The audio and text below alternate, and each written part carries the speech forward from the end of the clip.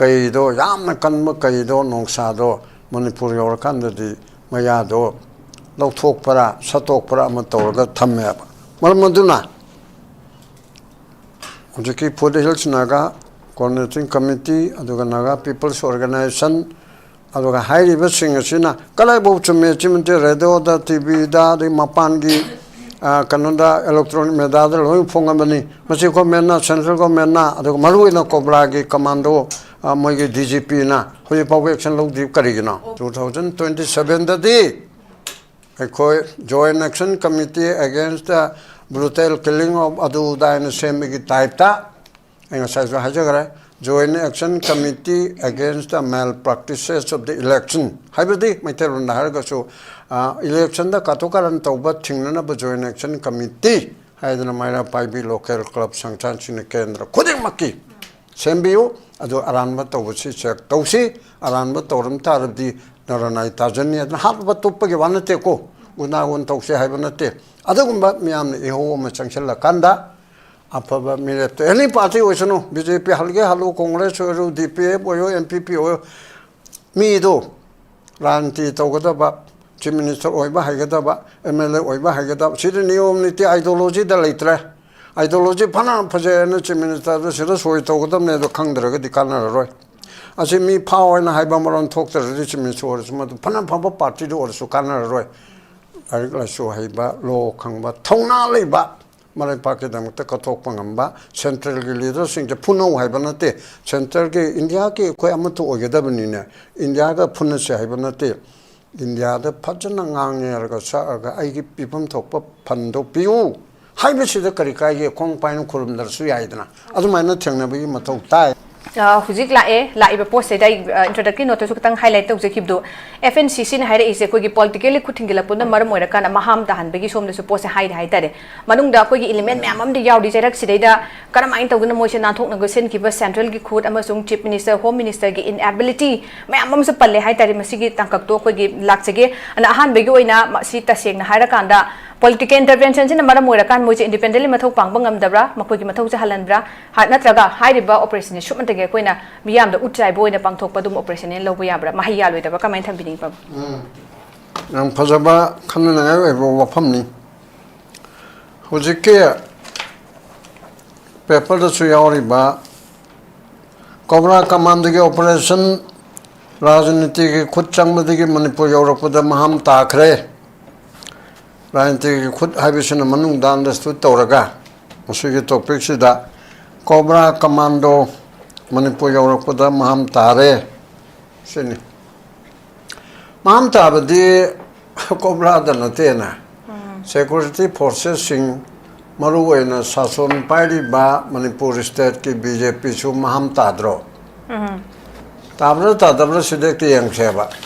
Chap Chava Sason Paiva political party Migi Matak Tabak Chair administration Tokum Tokpasa BJP ki Sason Sida Tobung Braba BJP na Putokpa legislature sing Aduna Putokpa Adigi Kalakpa Warabsu Sidiki Kanmu Arabasu Aduma Chief Minister Amana Lusingba Council of Ministers trying to help from Tokpa the Manga Katamang Laire Labadu Yahalasi Asi Chap Chava Chief Minister Moina, Deputy Chief Minister Singh Oina, Home Minister Oina, then Cabinet Minister Ama. Oina Lady Bamanga Sap, Masi Manipurgi, and the Kanova, Ariba Hanagi, Chay Hum Gimunshida Torakaliba, Sason Punamukta, Maham Taraga Laeva. Hanber 22 digi Parapa, 23 digi Toropaki Sasondama Maham Tare, President Ruldusu Mamna Pamna Maham Tare. Howziki Sisu Maham Tarabra, I begin question Nama. Tani the idea of whom the idea of Jimari Chang, Sisu Maham Tadribra, I be question Nama. Then Central Government, Manipur Government, Manipur Prasada, Yang Sisu Maham the Gihenba Moibra. Lepak to give Mapi Mapa, Mana Lepak to give corner Amada, state Amada to Ibadu. Karimta hangdaba khotaba mapan thongda khitaw su toksanabagi mong tawdaba samna harabda yumjawgi mapa mapu handuna macha masu ma awang nokpo kachinda ꯈꯠꯅꯗꯅ ꯆꯩꯅꯗꯅ ꯀꯣ ꯃꯄꯥꯟꯗꯒꯤ ꯆꯪꯉꯛꯄꯅꯦ ꯍꯥꯏ ꯆꯪꯉꯛꯇꯕꯅꯦ ꯍꯥꯏ ꯇꯧꯗꯅ ꯐꯨꯠꯅꯗꯅ ꯍꯥꯠꯇꯣꯛꯅꯔꯤꯕꯁꯦ ꯍꯩ ꯅꯣꯏꯗꯣ ꯀꯔꯤꯅꯣ ꯍꯥꯏꯕꯕꯨ ꯀꯔꯤꯝꯇ ꯍꯥꯏꯗꯕ ꯑꯗꯨꯒꯨꯝꯕ ꯑꯉꯥꯡ ꯍꯥꯠꯂꯦ ꯅꯨꯄꯤ ꯍꯥꯠꯂꯦ ꯑꯃ ꯇꯧꯔꯦ ꯀꯔꯤꯝꯇ ꯍꯥꯏꯗꯕ ꯚꯥꯔꯠꯀꯤ ꯄ꯭ꯔꯥꯏꯝ ꯃꯤꯅꯤꯁꯇꯔ ꯍꯣꯝ ꯃꯤꯅꯤꯁꯇꯔ BJPꯅ ꯂꯨꯆꯤꯡꯕ ꯗꯕꯜ ꯏꯟꯖꯤꯟ ꯀꯣꯛꯂꯦ ꯑꯁꯤꯅ ꯀꯔꯤꯝꯇ ꯍꯥꯏꯗꯕ ꯃꯅꯤꯄꯨꯔꯗꯗꯤ ꯃꯍꯥꯝ ꯇꯥꯕꯒꯤꯁꯦ ꯃꯍꯥꯝ ꯅꯠꯇꯕ ꯑꯇꯣꯞꯄ ꯑꯔꯊ ꯑꯃꯗꯤ ꯑꯣꯏꯔꯝꯒꯅꯤ ꯑꯩꯈꯣꯏꯗꯗꯤ ꯃꯍꯥꯝ ꯇꯥꯔꯦꯕ ꯑꯗꯨꯅ ꯁꯥꯁꯟ ꯄꯥꯏꯕꯗꯒꯤ ꯍꯧꯅ state BJPꯅ ꯃꯍꯥꯝ ꯇꯥꯔꯕꯗ maham tada babu karam balai opposition jo maham tare na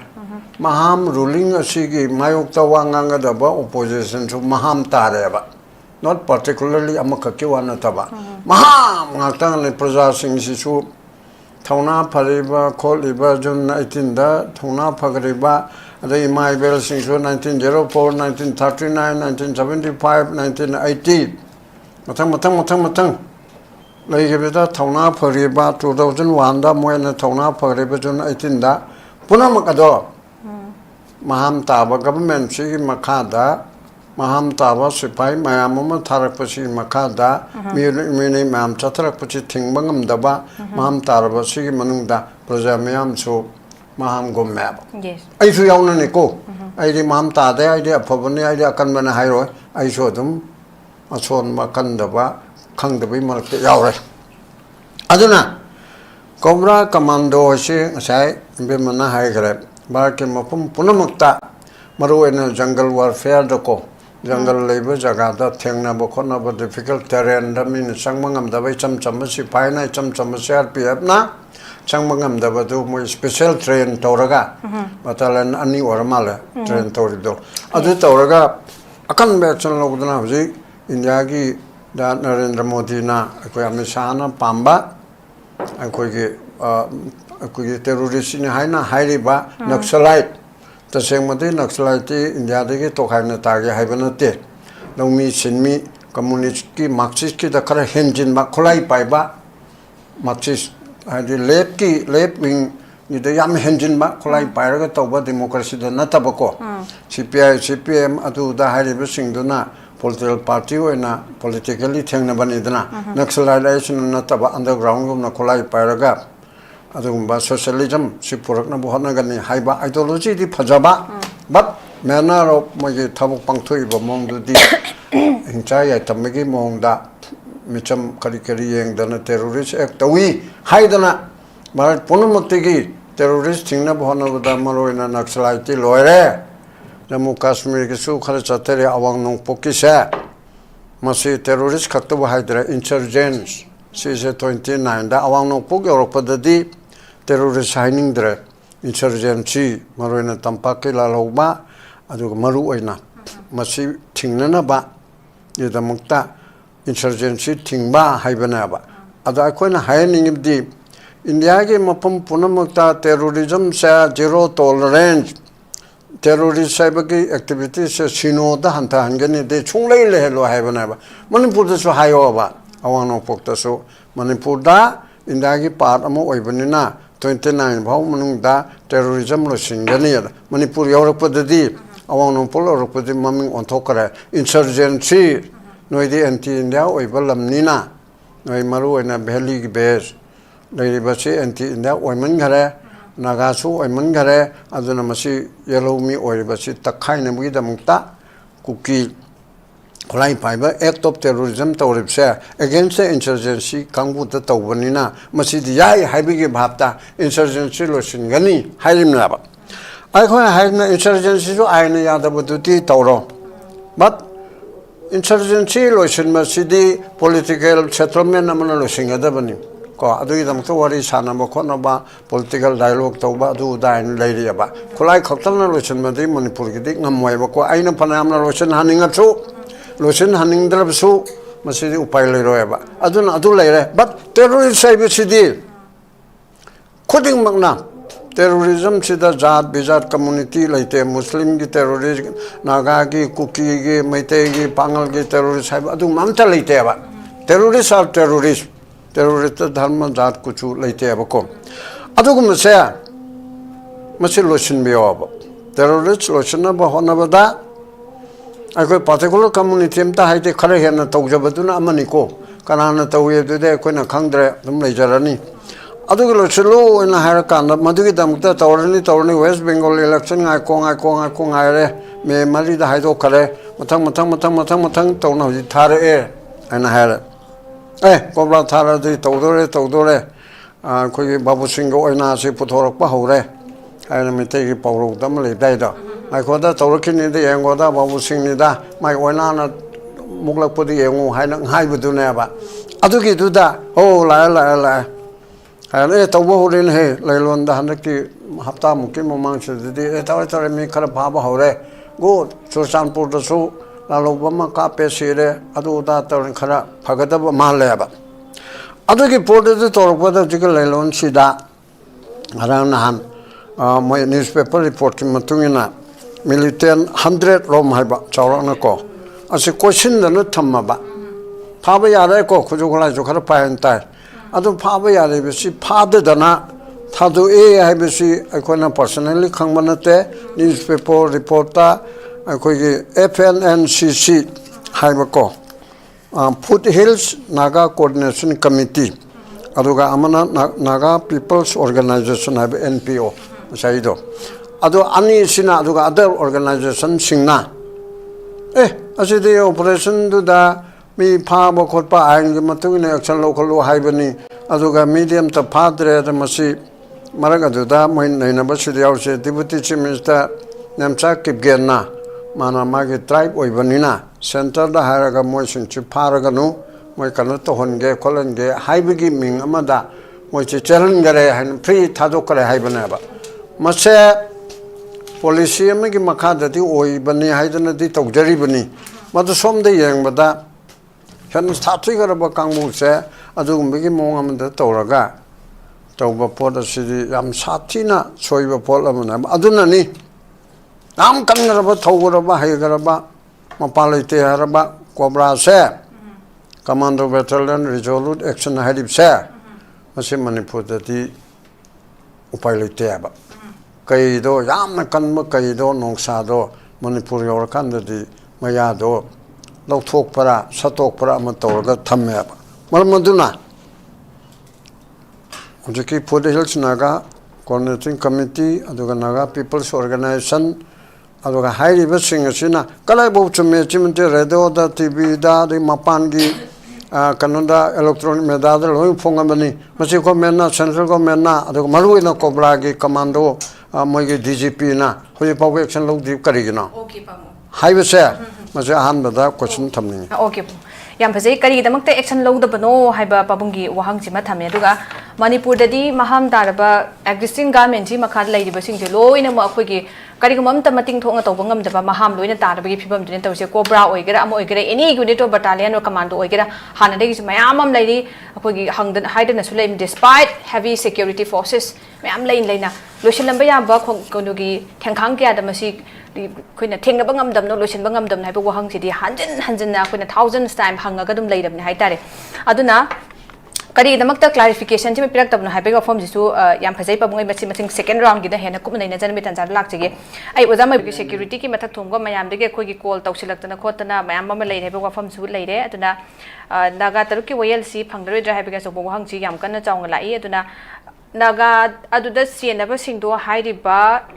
ꯀꯩꯅꯣꯁꯤꯡ security ꯐꯣꯔꯁꯅ call run ꯇꯧꯔꯒ ꯊꯝꯕꯤꯕ ꯃꯣꯏ 100 ꯍꯥꯏꯔꯤꯕꯁꯦ ꯑꯔꯥꯎꯟ 100 ꯁꯤꯗꯗꯤ ꯌꯥꯎꯔꯦ ꯍꯥꯏꯕꯒꯤ ꯆꯤꯡꯗꯝꯁꯦ ꯂꯩꯔꯕ ꯑꯗꯨꯗꯤ ꯐꯥꯍꯧꯕ ꯌꯥꯔꯕꯅꯤ ꯍꯥꯏꯕ ꯄꯣꯠꯁꯦ ꯂꯩꯔꯕ ꯑꯗꯨꯒꯤ ꯂꯣꯡ ꯕꯤꯐꯣꯔ ꯑꯗꯨꯒꯤ ꯃꯃꯥꯡꯗꯁꯨ ꯃꯁꯛꯁꯨ ꯈꯪꯉꯕ ꯃꯃꯤꯡꯁꯨ ꯈꯪꯉꯕ ꯂꯩꯐꯝꯁꯨ ꯈꯪꯉꯕ ꯂꯤꯠ ꯃꯌꯥꯝ ꯂꯩꯔꯕ ꯑꯗꯨ ꯐꯥꯎꯕꯗ ꯈꯨꯗꯛꯇ ꯑꯣꯄꯔꯦꯁꯟꯁꯤ ꯁꯦꯀ꯭ꯌꯨꯔꯤꯇꯤꯒꯤ ꯑꯣꯄꯔꯦꯁꯟꯁꯤ ꯉꯁꯥꯏꯒꯤ ꯀꯩꯅꯣ ꯇꯧꯔꯀꯥꯟꯗ ꯂꯦꯞꯍꯜꯂꯀꯥꯟꯗ ꯅꯥꯟꯊꯣꯛꯍꯟꯈꯤꯕꯒꯤ ꯄꯣꯠꯁꯤꯃ ꯂꯩꯕꯁꯤꯅ ꯑꯩꯈꯣꯏ ꯃꯁꯤꯒꯤ ꯇꯦꯛꯆꯥꯛꯁꯦ ꯀꯅꯥꯅ ꯂꯧꯒꯗꯣꯏꯅꯣ ꯍꯥꯏꯕꯒꯤ ꯑꯆꯧꯕ ꯀꯣꯏꯁꯟꯁꯤ FNCCꯅꯁꯨ ꯍꯪꯉꯤ ꯑꯗꯨꯒ ꯉꯝꯃꯔꯣꯏꯗꯕ ꯑꯣꯏꯇꯥꯔꯒꯗꯤ ꯅꯥꯒꯥꯗ ꯁꯤꯟꯅꯕꯤꯔꯣ ꯅꯥꯒꯥꯅ ꯀꯨꯀꯤꯒꯤ ꯑꯩꯈꯣꯏꯒꯤ ꯇꯦꯔꯣꯔꯤꯁꯁꯤꯡꯒꯤ ꯊꯦꯡꯅꯔꯒꯦ ꯍꯥꯏꯕ ꯋꯥꯐꯝꯁꯤꯁꯨ ꯂꯩꯔꯦ ꯍꯥꯏꯇꯥꯔꯦ ꯑꯗ ꯑꯩꯅ ꯄꯥꯕꯨꯡꯗ ꯂꯥꯛꯆꯅꯤꯡꯕꯁꯦ ꯄꯥꯕꯨꯡ ꯍꯧꯖꯤꯛ ꯉꯁꯥꯏꯒꯤ ꯐꯥꯔꯁꯠꯀꯤ ꯔꯥꯎꯟꯗꯁꯨ ꯄꯥꯕꯨꯡꯅ ꯊꯝꯕꯤꯈꯤꯕ ꯀꯔꯤꯒꯤꯗꯃꯛꯇ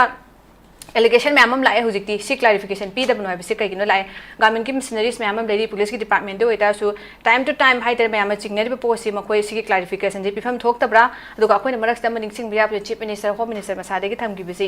अखोई मोइसे 45 days है seida moi je hujik je pura haudri akoi gi lakadori ba kano si ju isudri na hai aduna sidai da makoi gi just like wamok kom ba hai tare aduna ni na akoi gi matam je gar ngai na bi phongdo pofam ju lai bini si sin maram oira kanda akoi gi timing se akoi gi yaudri kai na khalag moi tumin leisin me maram oi dre na tre hara kanda hujik uri ba si ba khoina ba si kamai na hai ba ba babu yam sum ngare yam na question to na le da sidani loko ta challenge to busu loko su kar chu dum mongama sakti se ngam da ba na to re ba aduna khali phabadi assembly gumba yam thuna to di to pham to e ko julai ga jo sala di to ra ani aduna jun loram dai julai gum sida assembly gumba da to ra ga di masi question answer aduga calling attention pukatana makalamigi monga manatraga manda pukatana masi takat payawa soidan su takana rakana khali assembly gumada takala kador se mla singche hana ge hana hamu ni haidana su assembly gumada di opposition yagodor mina phana khangbasu yagoni khangdab sayagani miyam ga tanara miyam de opinion lorakane boko si highway aba si haidab yaba lakador mina yam phajana ngamgadoriba thamgadoriba either ruling or opposition asi tagodabnina assembly da takana basima yam chumi hojike haribse polpunama che chakana tawye de yabna tro hoje amma thagal eba BJP government na tawye de yabna tra chumi ne tawdabi wani ne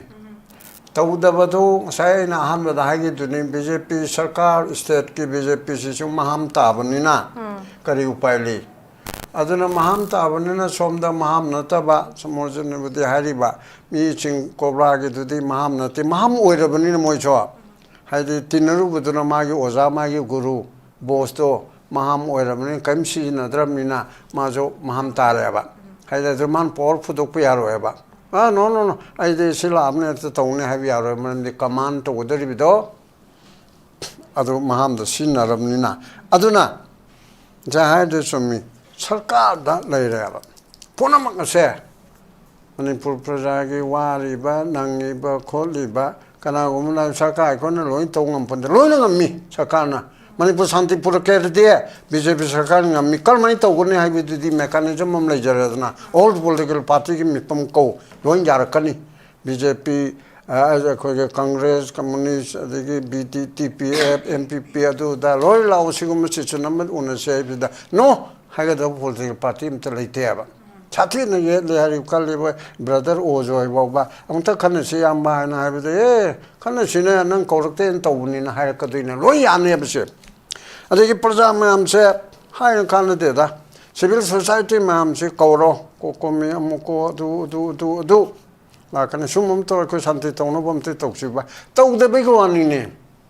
aduna sarkar yauri ba mele minister sing praja mam pun bi yo amato be yaro ye prajana amato orga to be yaro e se prajana amato orga di movement da amato orga damni jun 18 ge double jun contract ruk aina hali do adu da amato ne thangna kanda government si check to udari na ba ai haje hingsa to se ha ba te aduna government sida punamak se government si lai de ge helabani ne lai ne to bungam da do lai bo aina mirai bi wanate lai de ge helaba government se maramdi magidi mamit mamai makong makot ningthogi phaklang kano da ningthogi mana phaklang da di haibedo adudi henna nemni ningthogi de khara nam ha dana kharabu tawbani hojiki sarkar sidi makan gi IB dagi SP dagi CID dagi adelanai individual dagi aduri hojikte social media so arabanina amana amagi watpa se congress machenda lana na ha ni khana ba jum paw dum yorip sini ko ai ma chum da bigin taba anu punamak se masi sarkar na tawger di praja the musulai ni mara pai bi pha musulai ni pha bai bi namdana pha ban taba ma sing si tawna si tawran si tam mateng pangone ti tawro ne praja di panga ge haine adigi social intellectual labor discussion da yaw liba discussion I go puna ready to aid and advise to the government whenever necessary kauro sumo to di ani nana khangdar na sida chi hango logi matang na sida hango aduga doctor matang na sida hamo financial shortage na sida hango industry ki na sida hango Nipen Chakrabarti Tripura ki CPM ki hana chimisu warmaduna hai gareba. Ai di khang daba yai but government di khang daba yaroi. Maunda pau pi ka daba advice pi ka daba si satrang board amada chanari miduna loinu uiduna. Sida khomi lera sida samu lera ubada una government si ubadam naba. Even though government ki chief minister na tra individual minister ama hiramam da khang daba yai. But maunda etern advice ta una ba michi yam lai gareba. Maramaduna government da punamag asi lere. Then akhoi sida aduni akhoi plot ama toraga India government na hanjan haile ko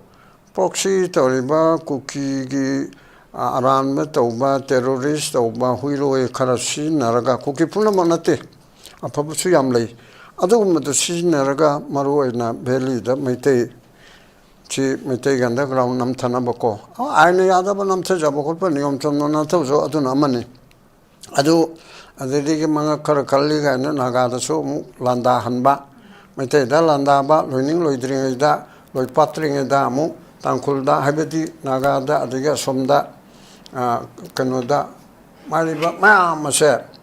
mu tawre aduna naga ga mete ga amuram da di naga mete ga chunin phung tawna le ramado punmu punchel le amaram di yam phagare sigi awa ba khodong chada ba kuki war sida bar sakana silga tawri ba sida indigenous oibo original oijaraba mete ga naga ga including pangan yauna ko masigi mam chi nungsi hanana bigi nungsi nanna bigi lambi mala ibse maside aphabana ba but kayam kuina yengi ga do na chi praja da sung le praja se 2027 da election lakpada natraga ni time da election lakpada praja maham tagadra sina ina wajaribdi asai junum pi mang be me phama bina lakshmi gon tawraga tawda haje ba hoje sarkar da du tawada tawan chami mun da chamana yabali treba ina sum ubada leriba meeting parting organization mera paibi lo adu da leri punsida sarkar si man akoi mayamna pamda ba put amoi bi loina leiba dona tawreba except BJP ki adusu BJP ki manung su yadabana pik thaleba khudong chabal lo na bo hona bada ai de ko MLA ge lepi haibetu khare natana ana sigumba mayam ma leiba sida ko ge samna waraba samna ngaba mi hatpada haleng daraba kham daraba rep tawda haleng daraba mi mangalaba angang halaba mang koktana halaba adugu masing adu de yeng dana leiriba mapu se masida amuka na bot pisin maibse dharma gi yanga na papugani aduga ayan di yanga na criminal crime tawda sogot unlawful activities da sogot haina laurana ba adugu ma poda se prajapsi maham tadana ba aina warib di hoji tawro khala nam hadana tawsalani ko baltu sanpur chatpe yana chalakani soidana November December yogdring da adagi kangpuk pi chatpe halakani adagi kuki khar sula halakani government tawdu si policy su urabani ada adugum poda tawraga khodong chabal lawraga to khon tawya haledana ko doiram dai orab so adana bote ko de piro araga mi amamamda lising yankai yandana masi haidokpi gino haibani ado khon tari babko lalam su oisano ado tona hana de lising manga tara yan baga ka ba kun yelga ka ba yite yankai na kwaya to mu obi bapam tare ba some of the MLAs amna pasa pai ba singdi ado sumna gi pot ama aduna ni summa mara gi de regional ga sa ma to na pulla ga thengno ga na punda dana regional che flop tagada taroidra khangdri ba midi lising yankai yan ba kun yan ba tawka du chida regional na di pasa yala roidana ado ite to honing ba phaning ba regional che sikari to gode ge chu kochna mala adorim adun prajada lo chalakpada prajana maham tadana ba akhoi bu sason to bada aigi sa now aigi nupi sarak tamaba angang macha thamanga tangai ba bomb blast roga halaba mi aduda adu loiriba mi aduda akoina chum so chinadna ibungo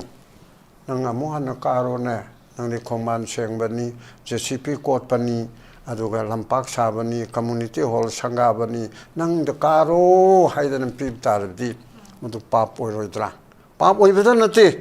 पाप ओइबदु ममांगे noro कायदु लेतबनिना अदुगि थोदोना खलुद्रबसु प्रजादा मांगद्रा अदोरदि मिहात पदुदा इ चाहत पे Yaren चुम सोचिनरबुदि अखोगी मांगेबा अदुना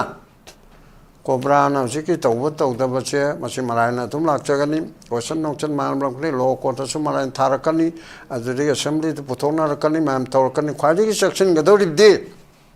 थामंगा तरुतरे निपान ngachalaaba election sida praja sing maroina maira paibi loina mak nate afaba mayam am leibi si maru duda khudong chab lauraga khudong chab phonaba lising tara phangna ba kana go mana hai lupa lising tara nupi sing na pibo sam kali si kari no ko lai ko gi pibum thokput lauraga bote thadri ba thadane adu yam phajai but adu nate ba lising tara do ai ko na laudu di thingano dum lauge yae yom chumna laudu yae ba yom chumna tawrakadro candidate whether ba BJP gi all ruling party gi candidate ticket munagadab le di 10,000 do mi masim munari hairine hana BJP yawram ba mana haibeda ajuda I want to pick it up ne ay no le ko dam ne ay ticket pangdal ne ay na laudu ne na munadana kaina dawriya ba anu sigum ba mayam che asi kubna khallarga Praja Maham China 2027 dadi Joint Action Committee against the brutal killing of Adu Dain Semigi type ta Joint Action Committee against the malpractices of the election. Hybrid Materun Hargaso election the Katokaran Tauba Tingnana Joint Action Committee Haidana Maira Paibi local club Sanchan Kendra Kodimaki Sembiu Adu Aranba Tausi check Tausi Aranba Torum Tarabdi Naranai Tajani and Harba Tupaki Vanateko Una one Tausi Habanate Adagumba Miam Eho Machanchella Kanda Apaba Milet any party was no BJP Halge Halu Congress or DPA or MPP or me do Ranti Togadaba Chief Minister Oiba Hagadaba MLA Oiba Hagadab Sidney Omnity ideology the later ideology pana pajana Chief Minister the Sira Soy Togadam Nedo Kangdra the Kana Roy as in me power and Hibamaron talk to the rich minister or Pana Papa party or Sukana Roy I like so Hiba Low Kangba Tona Liba Marai Pakistan Takatok Pangamba Central leaders in the Puno Hibanate Central India Koyamato Ogadabinina India Punase Hibanate India the Pajanang Yarga I give people top Pando Piu Hybrid the Karika Kong Pine Kurum Suyaidana other minor Tangnabi Mato Tai Praja Maham Singsi Masisu Azobu Todang had the election Gimatamda, I could Maham Tadanaba, one who see a Duga Tumba, Apaba, Mirip to Kansi, have a potom later, Kayumatamda, materialistic with Kogi influence Karana, Kogi presenting to Hege, election man Axel about Chira Patanzana, Kogi Home Dana Pubi Pose, when election egg or Pogato into no pony. Adona had the King Larry but how to what talk Mamam Sulade, Awaba Mamam, the problem was Uzana Sam Tambigo. Uzik Lady Ba, upon a Saturday Ba operation. Sanction Gadori operations, they the security operations that a quick ayat papi bottleneck we haliba, but the hindrance when they say, soon you have a pochima, Yampasana, Kogi lady, a Sisiki Posima Susina, or a kind of quick hindrance or a Taragadi operations at Tabada, my paglo with the Begi my Ramso with that operations, my panga, Satan gay, Satan Naba Shigi, Takongtang, the Pakalaka high target, point of Masida Huzik. Karito from Tui, Habidi, a quick commina, who's control from Tui Kodamagi, Operation Louis Pogomai designated KMC from Hambu Dokadang, Sako, just more than Tambi give the mine, Kadai, the Moise Kamina Butogani, Yamna, Kugi Maru, Pong the Haitari, Massif, Lucina, the Maktas, who's the Kuizikaito from 2 years. Come on, Tamin. Last round, not Takna. Ah, Chumi. Suze Abroget, the Wadabani, Haidana, Haugiva, Birengi, Loidringagi, Matamdako. Assembly the Warab Lowra.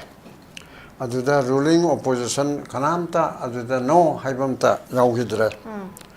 suspension of operation tawbagi sarkar gi policy mi makada kolai paiba kangbu shanti gi lambi de purakna ba lal huwa natrabasu amabu gunda tawbu arabsu adu mangi purakna ba chumna hotna ba haibudu buti phayeba ko aduda adu natabada adu mamachin maram oidana hana chathara iba train Aduda Tauramana Taba 2023 ki Matungdagi di Mong Amala Hibisi 23 May home degi Uba Hogradana Kotu Sanpurda at Chumna Sinba solidarity tribal solidarity march haiba duda nungtin pobopta baro makai adudagi hauna khulai paiba mama rally da yawgrabna aduna maram idana mapam duda laiba dc mcsp imatakta inquiry tawgadabani haiba mayama launari mnabako adubudi commission of inquiry ama koi supreme court ki justice amna lito ba hana gawate high court ki chief justice oramba lamban oramba ma tokre ama punjabi sada ji ama justice amna oribse masi thengman le habi wani masi ta choidana puthora kanen khalli aduna suje advocate toragadabni haidana assembly na dola dolina idana warib lawri sikarigina government babu yadana warib lawri sikarigina sugi phattaba leirane ba हाने के हरम्मा कांग्रेस में तमना 2080 के चप्पा सोदो फाबो फता बतो अदो सुम लागतना BJP ना मदु सुम दे खोते ना बीजेपी को वांगलो छुन ngang में अदो बीजेपी सेंटर ने दे तुम याद न लाए इवन बेरे ने दे को दि तो या दना ग्रुप अन्य दे के टॉप पो बाबू लाइगरा तो याद रे सिसु को ने क्वेश्चन हंबे कैबिनेट ना वाले ब्लॉग रबा को दि तो ओगन दना अदुदगी अमुक कोना अपन पुलप की ओइना ऊपर कनाडा असेंबली द वारम लौगर बपोट अमा स्टेट गवर्नमेंट या दे याम अकन ममोंग द हाइबन तन तुमिन न सुमलै थोकपसे असेंबली सी फगी तहल्लेबा असेंबली द वारम लौगर बदे ऑल पार्टी डेलीगेशन अमा led by the chief minister तौरगा दिल्ली द चतना मसी सी फतब माम लेरे अदुना सुसे कोन अमुक तौगेसो तो हुजुके ओनेदे एब्रोगेट तौबिरो हाइना हाइगदबनाबा सेक्शन में सेंटर ने यादव यारो ऑल पार्टीज ना हाइदोरिमनी this is not only the question of BJP ruling गी नते तौगदे अतसु तौद्रेबा अदुना कैबिनेट ना हमदुए ना लौगिबा अदुदगे असेंबली ना वारे लौगिबसे फागी ताहल्लेबा तक्षिन हाइबने को असेंबली ना हाइबदो असेंबली द लौथोकप ngमनते सेंट्रल गवर्नमेंट दा और तौसी सु एब्रोकेट तौना बाहाय बनाबा अदु थबुक तो ओंथो हंदब सिमा सरकार अमसुंग पॉलिटिकल पार्टी मैमगी अपुनबगी असोनबा असोइबा अमनि हाना लौयाबा अदुगा हजि लेरिसिद मैमना सु मथंग मथंग हंगपदुदा अखोइगी प्रेजेंट स्टेट गवर्नमेंट से कुकी टेररिस्ट की कंट्रोल मखादा लेबा गवर्नमेंट ने हाइरोइदरा हाइरियाबा अमरुम दा हाइबसु याये करिगिनो आइबु हौजिकी एक्ट ऑफ टेररिज्म तोरिबा ललन वाइफाई दा हौजिकी हारिबा कनोसे नागा तरुक होसे तरुक फारगा हातकी बिसे मसे एक्ट ऑफ टेररिज्म नेबा भारतीय न्याय संहिता ना पीबा सेक्शन 132 असिदा हुइबा कमिट एक्ट ऑफ टेररिज्म अदि टेररिज्म मसिदि करिनो to strike terror in the minds of the people or to the body of the people. Miyam da aki tujung piba, miyam wakan piba, hakchang de piba. Asibu act of terrorism ni hai body mi chi dabo ragana chahi manga. Tagi tadana dandi pigini sibo ragana life imprisonment and death sentence bobo piba ya dream naba. Kuju kulay na mamana tawraboti. Adugumma tawriba do Losi di ko ba atopa deputy chief minister number 2 nemsa ke genge makha sera number da laiba asina kare hare akoi ge north east life ta handaki moi taruk hat pase masde kene pi se accused oi haji moi bu chingnai suspected to be moi na tawram gani habi ge chingna bu le chi deputy chief minister amna hairimni aduguma kene pi do अदुगी मकोक तु कनानो हाइदि Thangboi Kipgen alias एसटी समथिन थांग थांगबोय किपगेन हाइबसी केने पीगी प्रेसिडेंट है अदुदि केने पीना तमथिना हाले हाइबसी द चेनल बोदि एक्ट ऑफ टेररिज्म तौरिबसी केने पीनी केने पीगी टेररिस्ट ओइरिबा थबुक तौरिबा असिगी मकोक्ति थांगबोय किपगेननी अदुमा थांगबोय किपगेन अदुगी नुपीना नंबर 2 कैबिनेट ओइरिन नेक्स्ट टू खेमचा ने हर कन्ना नेमसा किपगेन हाइरि अदुदि टेररिस्ट नि हाइनो चिंगनबा अदुगी मकोक अदो अदुगी नुपीना Deputy Chief Minister Orabodi, Article 164 of the Constitution is close to the high Cabinet Minister Singh much collectively responsible to the Assembly. Moi Punamakse Assembly da responsible for Assembly Habedi Manipur Miyam representative Assembly na. Adu Orabodi Cabinet Minister Amagi Manung da Mihat Pama Yauraba, Natraga terrorism Yauraba, Natraga corruption to Baharaba Yauraba, Cabinet Punamuchi Punta Itadorimab. Until unless Madusi Minister na Central Organ Prime Minister na oh Nang Potaro Nang Sum Mama Nang Natakta Elegationum La, you please Pota Biro and Pazana Haibama. Natraga Pota the Ragati Nang Loktoe. Madam the Nana Maram with an Colonum Taire, Colonum General Haidinab. Aduna Nemsa Kibendo, Magi in person get Kona Apofatabadi Wanate. Magi no pardon because of her husband. As an act of terrorism, Tauriba, Nihana Chingnariba, Adugi Makuk, or Rabanina. Mate Manao, Wakana Vibe City, my no Pada do Highway there, to the highway I have a delay Bahuna de Boko. Ador Budi, Hydopaya, the Mayamum Silere, Amatuna Toning the Mayamum Manatoropa, Adupunam, Adutowia, Bopot, or Banina. Terrorist organization, Hydragasu, act of terrorist or organization, Adugi Makok Ado, Adugi, Nupi Ado, Aduna Mantri Mandol, Yaurabadi. Whole cabinet my manga say Asima act of terrorism the so called and Loganaba. Maramaduna. I say Kariguma, why Apaba Mongamata word of Miako. Otherwise, no company and Makanda, Central Government policy, cookie ma'am, she pageant by cookie Micham, pageant by Yame, Pame by Soko. I think pageant about the act of terrorism to say. Mr. Kariging, Eragasum to Bichumiga and a Kanmalabra, Aduna and a Kanagadra, Aduna, Nagana. Maitena general population na natraga ayna suya da report oira agadi madu BJP government se terrorist government ne hairu itabi maram leite ba aduna khallaga tawfam thoi afaba manipur ge amanto ba ching tam ani naga kuki maitai pangal asani chima kahendal na ba sinba gi mong di oiramati yai adu phanana ba silli baduna phattana bo oirabadi hena khodong chiningai oigani sangdo khara 2025 की September की तारीख मरी दरी negotiate तौर कांदा अमुक खन्ना कोई ने extend तौर पर agreement तौर पर renew officially extend तौर पर सू सिने कुछ क्या अपना hindrance अमुक ओइरी से मशीन हमारा मोरा का चंकी लगवा operation जी के हंदा बकोल नबे पोट में हम ले रहे माँ से मु आधे के अमुक कोई गाँव लोग पीबे पोसे ले बंदना मशीन कमाई न तरंग तरंग मचा सेंग तौर है रा कांदा operation जी चंचिन